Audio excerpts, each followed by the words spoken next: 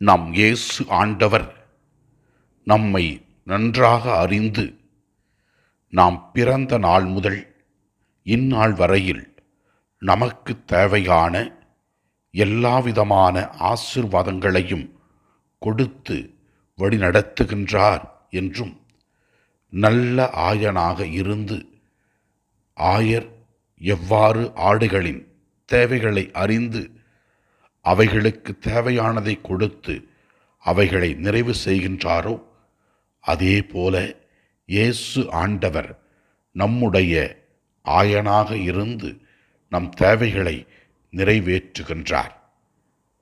யோவான் 10ஆம் அதிகாரம் 11ஆம் இறை வார்த்தை இவ்வாறு கூறுகிறது: நல்ல ஆயன் நானே. நல்ல ஆயர் ஆடுகளுக்காக தம் உயிரை கொடுப்பார் என்று கூறுகிறது. இயேசுநாதர் இந்த உலகத்தில் நல்ல ஆயனாக வாழ்ந்தார்.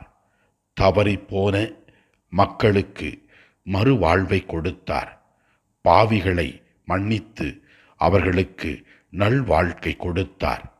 ஏழை எளியவர்களை ஆதரித்தார். இன்றும் இயேசு ஆண்டவர் நமக்காக எதையும் செய்ய தயாராக இருக்கின்றார். நமக்காக சிலுவையில் அவர் உயிரை தியாகம் செய்தார். அதனை உணர்ந்து நாம் அவருடைய நல்ல ஆடுகளாக இந்த உலகத்தில் அன்பையும் அமைதியையும் கொடுத்து வாழ்வோம். இறைவன் நம்மை நிறைவாக ஆசீர்வதிப்பார்.